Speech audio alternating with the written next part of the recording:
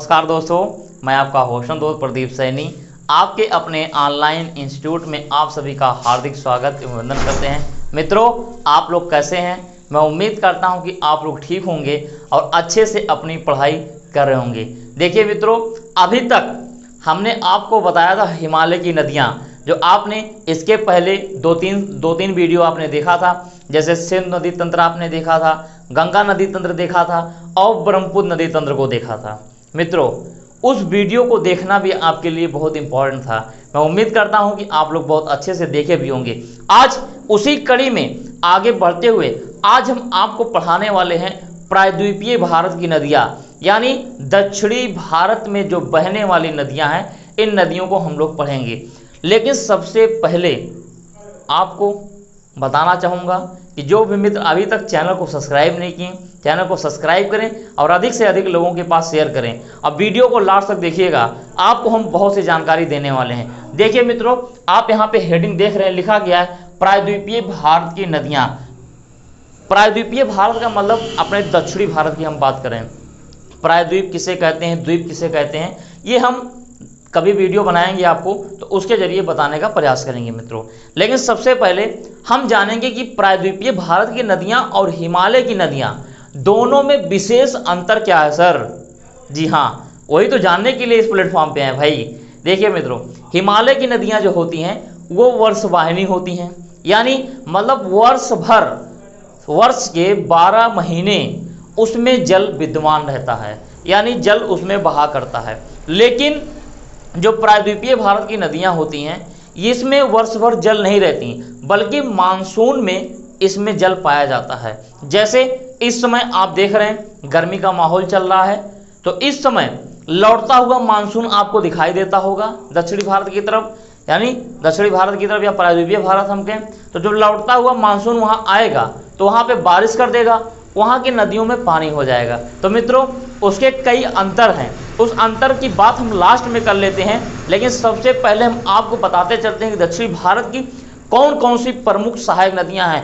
बहुत डिटेल नहीं पढ़ेंगे, हमारे एग्जाम में जहां से क्वेश्चन आते हैं बस वहीं तक हम लोग पढ़ेंगे मित्रों। बाकी डिटेल जब पढ़ाना रहेगा, जब धमाकेदार वीडियो आएगी, फिर वहां पे हम आपको बता देंगे। चलिए देखते हैं। देख रहे हैं प्रायद्वीपीय भारत की नदियां, ये कुछ मुख्य नदियां हैं जो हमने आपको मैप के जरिए बताने का प्रयास किया है। तो सबसे पहले हम बताने का शुरुआत करते हैं कहां से, यहां से, यानी दामोदर नदी से। मित्रों, आपने भारत का एक राज्य सुना है झारखंड, जिसका नाम है ना जी, बिहार से अलग हुआ था झारखंड। ये झारखंड के छोटा नागपुर पठार से एक नदी निकलती है और आके गिरती है बंगाल की खाड़ी में। छोटा नागपुर पठार कहाँ है? झारखंड में है, ठीक। वहीं से नदी निकलती है और आके बंगाल की खाड़ी में गिरती है। इधर आप देख रहे होंगे ये पूरा बंगाल की खाड़ी आपकी है। बंगाल की खाड़ी में कौन सी नदी गिरती है? दामोदर नदी। देखिए, सिंपल एकदम क्वेश्चन पूछता है, क्वेश्चन बहुत डीपली जाके नहीं पूछता है। हाँ, डीपली जो पूछने वाले क्वेश्चंस हैं उस क्वेश्चंस को हम जरूर बताएंगे मित्रों। चलिए देखें, छोटा नागपुर पठार से दामोदर नदी निकलती है, कहाँ के गिरती है? बंगाल की खाड़ी में गिर जाती है। इस पॉइंट पे देख रहे हैं ना जी हाँ। अब बात करते हैं आगे।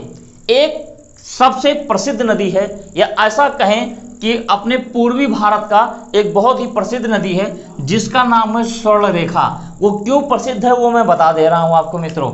ये देखिए, ये नदी रांची से निकलती है। रांची कहाँ है? झारखंड की राजधानी है रांची। रांची से निकलती है, उसके बाद प्रवाहित होते होते आपकी आती है जमशेदपुर। जमशेदपुर आप लोग जान रहे होंगे, जमशेदपुर एक स्टील प्लांट है, इसीलिए प्रसिद्ध है मित्रों। उसके बाद ये आगे बहते बहते बंगाल की खाड़ी में गिर जाती है, जिसका नाम है स्वर्ण रेखा। अब बताते हैं, जमशेदपुर स्टील प्लांट तो है सर, लेकिन इस नदी के किनारे बसा हुआ है, फिर इतना फेमस क्यों मित्रों? ये दक्षिणी भारत की सबसे प्रदूषित नदी है। कहाँ की? दक्षिणी भारत की सबसे प्रदूषित नदी है। मतलब इस नदियों में प्रदूषण बहुत ज़्यादा है, क्योंकि जो इस प्लांट में, जमशेदपुर प्लांट में जो इसका पानी यूज़ किया जाता है, यूज़ करने के बाद इसके जो गंदे पानी है, उस गंदे पानी को यहाँ पे छोड़ दिया जाता है। पहला कारण ये है। दूसरा कारण है कि इसके आसपास आबादी भी बहुत ज़्यादा बसी हुई है, जिससे गंदे नाले का पानी भी उसमें जाके मिलता है, जिसके कारण यहाँ का जल जो है प्रदूषित हो जाता है मित्रों। चलिए आगे चलते हैं, अब देखते हैं, बताते हैं नेक्स्ट नदी जिसका नाम है बैतरणी। बैतरणी नदी आपके उड़ीसा के केझावर पठार से निकलती है। कहां से निकलती है? उड़ीसा के केझावर पठार से निकलती है। आप उड़ीसा देख रहे हैं, ये आपका केझावर पठार है, केझावर पठार से निकलती है, आपके उड़ीसा में बहती है। उसके बाद आपका आ जाता है कहाँ? बंगाल की खाड़ी में यहीं पर गिर जाती है। ठीक, चलिए अब बात कर लेते हैं आगे एक नदी जिस नदी का ही नाम है महानदी। महानदी मित्रों आपका छत्तीसगढ़ के दंडकारण्य नामक पठार से निकलती है। कहां से निकलती है? छत्तीसगढ़ के दंडकारण्य पठार से निकलती है। अब देखिए, छत्तीसगढ़ के दंडकारण्य पठार से निकलती है, छत्तीसगढ़ में प्रवाहित होती है, उसके बाद आपके उड़ीसा में प्रवाहित होते हुए कहाँ गिर जाती है? कटक के पास। कहाँ पे? बंगाल की खाड़ी में गिर जाती है मित्रों।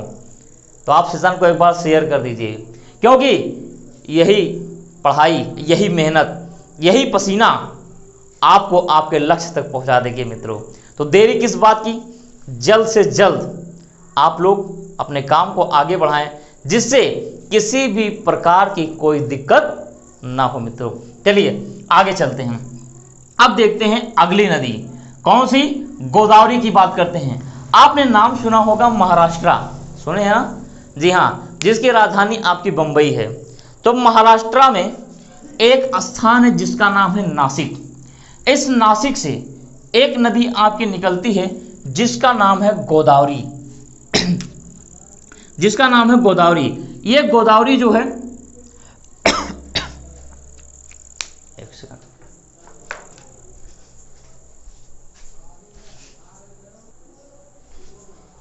चलिए देखिए, हम बात कर रहे हैं अब आपके गोदावरी नदी की।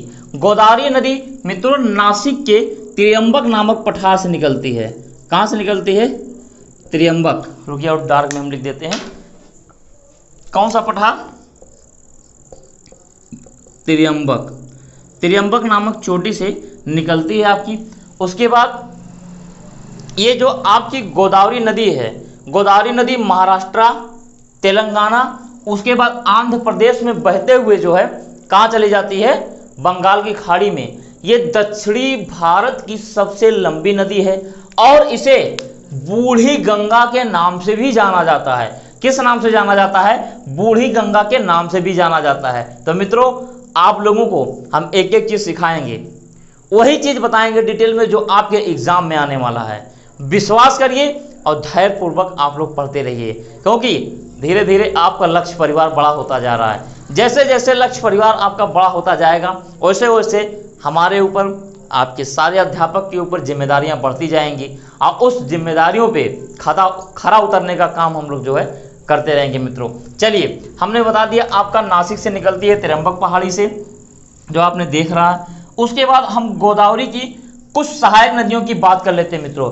गोदावरी की जो कुछ सहायक नदियां हैं वो आपकी है पूर्णा, बेनगंगा, मंजीरा, इंद्रावती और पेनगंगा, और आपकी एक नदी और आती है जिसका नाम है प्रणीता। तो इन जो नदियों को मैं बोला हूं ये आपके गोदावरी की सहायक नदियां हैं। ये नदियां आपके एग्जाम में कई बार पूछे जाते हैं, लेकिन आपके एनटीपीसी एग्जाम हो या कोई भी नॉर्मली एग्जाम हो जो वनडे लेवल पे होते हैं, उन एग्जामों में इन सब के बारे में जिक्र नहीं करता है। इसलिए नहीं करता है मित्रों क्योंकि इन एग्जामों में इतना डीपली क्वेश्चन उठाया ही नहीं जा सकता। उठा सकता है लेकिन उठाते कम है इसमें।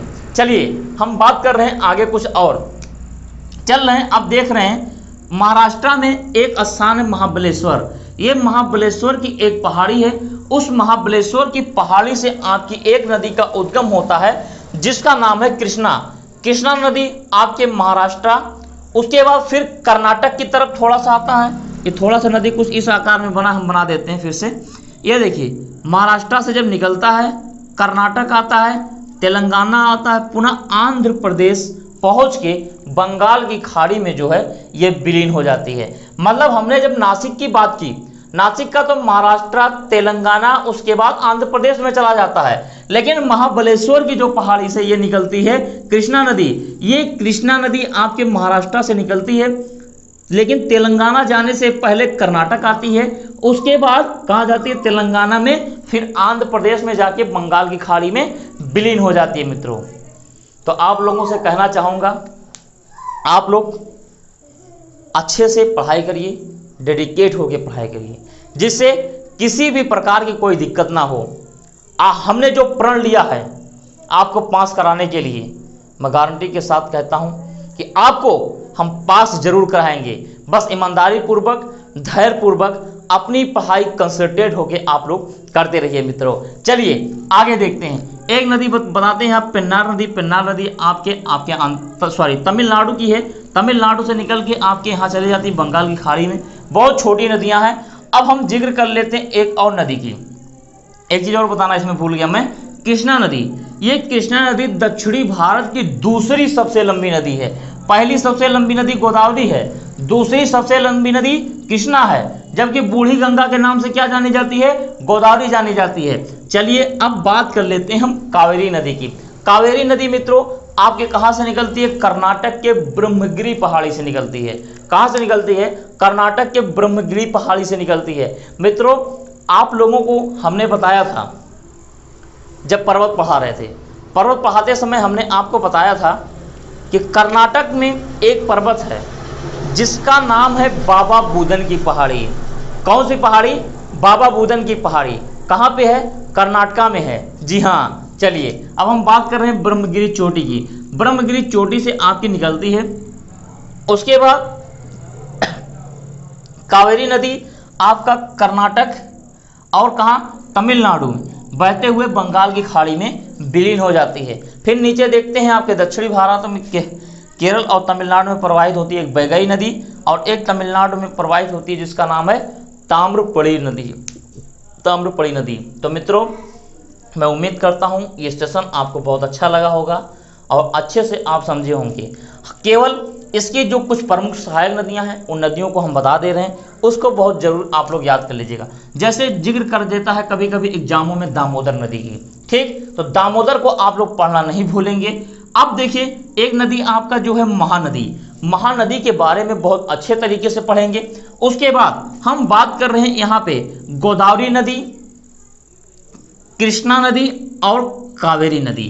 मतलब 3, 1, 4, 1, 5 नदियाँ, दक्षिणी भारत की 5 नदियाँ, प्लस जो हिमालय की तरफ हमने देखा था, हिमालय की तरफ जैसे सिंधु नदी तंत्र हमने बताया, गंगा नदी तंत्र को बता दिया, ठीक। उसके बाद गंगा का उद्गम भी बताया आप लोगों को, और ब्रह्मपुत्र नदी तंत्र बताया। इनको जरूर पढ़ लीजिएगा, क्योंकि अगर एग्जाम में यहाँ से क्वेश्चन आ जाएं तो आपका कोई क्वेश्चन डायरेक्ट ना होने पाए मित्रों। जब तक तोड़ेंगे नहीं तब तक छोड़ेंगे नहीं, हम बार बार आपसे कहते रहते हैं। जी हाँ, चलिए अब हम बात कर लेते हैं इसकी बात हमने किया गोदावरी की। कृष्णा की बात हमने किया। कृष्णा में जैसे हमने बताया, अभी हमने कृष्णा की सहायक नदी नहीं बताई थी आप लोगों की ना। कृष्णा की सहायक नदी मित्रों लिख लीजिएगा, जैसे तुंगभद्रा और घाट प्रवाह है, भीमा है, मानस है, इस तरीके की 3-4 नदियां हैं। इन नदियों को ले लीजिएगा। वैसे जो आपकी सहायक नदियां हैं, सहायक नदियों से क्वेश्चन बड़े बड़े एग्जामों में आते हैं, जैसे आपका पीसीएस हो गया, आईएएस हो गया। लेकिन बहुत अच्छे तरीके से कंसंट्रेट होके, जी हाँ कंसंट्रेट होके क्या क्या पढ़ना है, 5 नदियां आप पढ़ेंगे। दामोदर नदी को, महानदी को पढ़ेंगे, उसके बाद गोदावरी को पढ़ेंगे, फिर आप कृष्णा को पढ़ लेंगे और कावेरी को पढ़ लेंगे। जी हाँ, और महत्वपूर्ण जानकारी आपको ये दे देते हैं कि जो हमारे ऑनलाइन इंस्टीट्यूट के द्वारा नोट्स चल रहे हैं, अगर आप उस नोट्स को लेना चाहते हैं तो नोट्स आप ले सकते हैं मित्रों। तो मित्रों आप लोग खुश रहें, मुस्कुराते रहें, इसका स्क्रीनशॉट लीजिए, फिर आपसे बात कर लेते हैं। चलिए मित्रों, मैं उम्मीद करता हूँ ये सेशन आप लोगों को बहुत अच्छा लगा होगा। तो आप लोग खुश रहें, मुस्कुराते रहें। इसी के साथ अपनी बाड़ी को हम विराम देते हैं, फिर मिलते हैं नेक्स्ट वीडियो में। तब तक के लिए बहुत बहुत धन्यवाद।